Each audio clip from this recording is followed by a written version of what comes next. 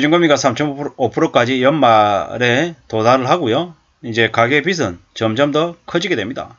뭐 이렇게 빚이 커지게 되면, 빚이 많아지게 되면 어떻게 되겠습니까? 평생을 빚 갚으며 살게 되는 거죠. 이제 금리가 계속 더 오르기 때문에 무리하게 빚을 진 사람들이 감당하기 힘들어진다 라고 봐야 되겠습니다. 2030들은 상당수가 집값 때문에, 부채 때문에 그 삶의 폭탄을 떠안고 지낸다라고 봐야 되겠습니다. 금리가 이제 8%까지 시중금리가 올라간다는 얘기가 계속 나오죠. 내년에는요. 내년에 10%, 12%가 된다는 얘기도 나옵니다. 그 다음 연도에는요. 더 오른다는 얘기가 계속 나옵니다. 이제는 원금 놔두고 이자만 갚겠다고 생각했던 대출자들의 생각이 틀렸다라는 게 시간이 지나면 점점 더 드러난다라고 봐야 되겠습니다. 이자 부담이 100만원 내던 거 200만원 내고 300만원 내면 어떻게 되겠습니까? 미치는 거죠. 지금의 집값이 그대로 유지될 수 없다라는 걸 이제 사람들이 점점 더 알아가기 시작하고 있습니다. 거래가 이루어지지 않아서 거래 절벽이죠.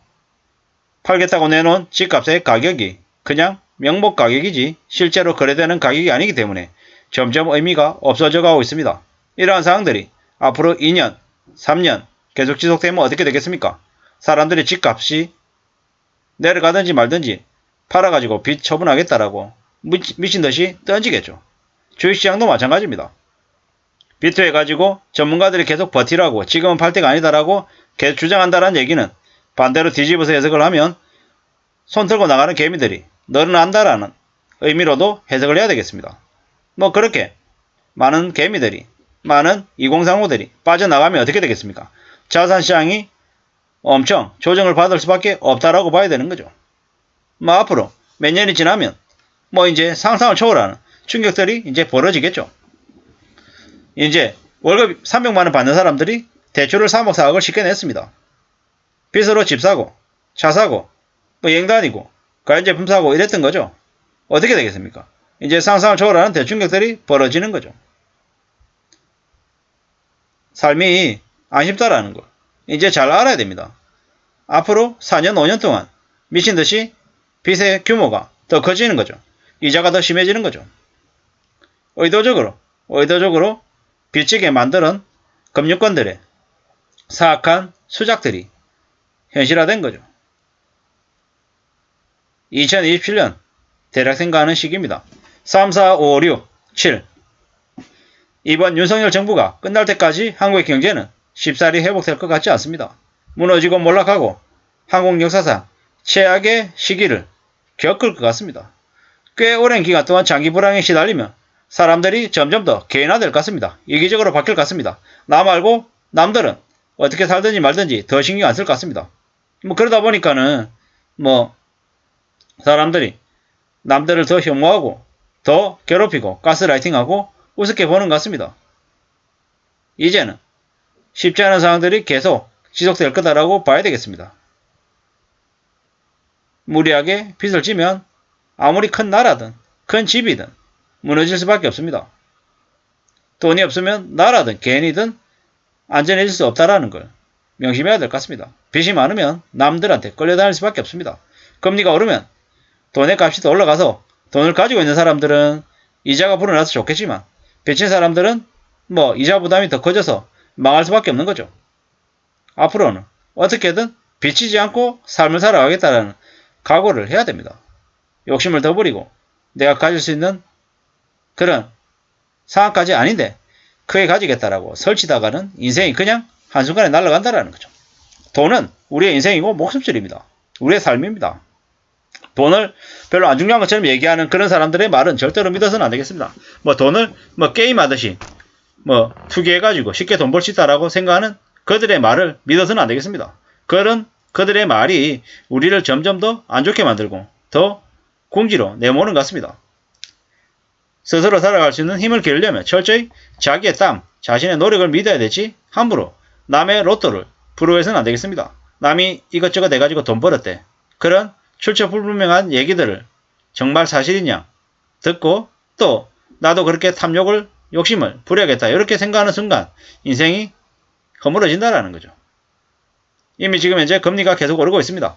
부동산 가격이 뭐 이제는 오른다는 이런 얘기보다는 거래가 안 된다는 얘기가 좀 더 많습니다. 왜 그러겠습니까? 왜? 그동안에 너무 많은 가짜와 조작들이 넘쳐났기 때문입니다. 이제 서서히 빚의 복수가 시작된다라고 봐야 되겠습니다. 이제 돈 벌어서 빚을 못 갚는다라고 합니다. 생각보다 빚을 낸 사람들이 많다고 하는 거죠. 뭐 1억 신용대출을 기존에는 이자만 한 2, 30만원 냈습니다. 이제 그걸 원금까지 같이 해가지고 내려면 하면 이제 미치는 거죠. 답이 없는 거죠. 뭐 마이너스 대출, 신용대출만 낸 게 아니라 주담대 대출도 있고 뭐 보험 약관 대출도 있고 여러 가지 금융사에서 다중채무를 진 이들이 적지 않더라는 거죠. 그들에게 선택권이 앞으로 있겠습니까? 없죠. 빚을 낸 사람들에게 선택권이 없다라는 거죠. 당신은 신용도가 안 좋아서 가상금리를 더 올려야겠습니다. 당신은 퇴직했기 때문에 금리를 4% 더 물어야겠습니다. 당신은 뭐 이러저러한 이유들 때문에 금리 올립니다. 그냥 통보만 하는 거죠. 의논하는 게 아니라는 거죠. 그렇게 점점 더 상황이 무서워진다라고 봐야 되겠습니다. 이런 상황에서 함부로 빚을 낸다. 거의 경제적인 자살행위다라고 보는 게 맞겠습니다. 이제 많은 이들이 주식과 부동산에 호구가 돼서 내몰려 있죠. 어떻게 지내겠습니까? 어떻게 살아야 되겠습니까? 앞으로 중금리로 8%, 12%, 10%로 빚을 갚으려면 어떻게 되겠습니까? 지금보다 부담이 2배, 3배 커지는데 미치지 않겠습니까? 괜찮겠습니까?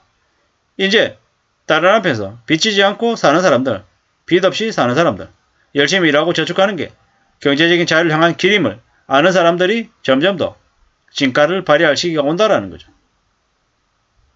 무리하게 대출낸 사람들이 은행권의 노예가 돼서 100만원 내던 거 갑자기 300만원, 400만원 내면 어떻게 됩니까?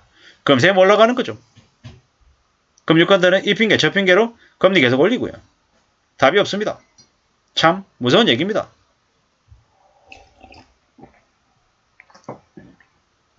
현대판 노예로 원금 상환 계속하다가 원리금 내다가 회사에서 잘리면 그냥 신용불량자로 추락입니다.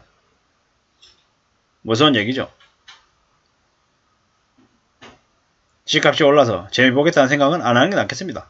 빚 안 지고 최대한 성실하게 착실하게 지내는 모습이 훨씬 안전하고 낫다라는 말씀을 드립니다. 분수에 맞게끔 살아야 되고 뭐 아파트에 못 산다고 비싼 아파트 서울 아파트에 안 산다고 자가 거주 못 한다고 불행히 할 필요 없다라는 거죠.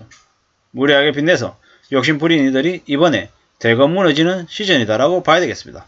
앞으로 기준금리 3.5가 아니라 4%, 5%, 6% 되는 날도 올 수 있음을 명심해야 될 것 같습니다. 이상입니다.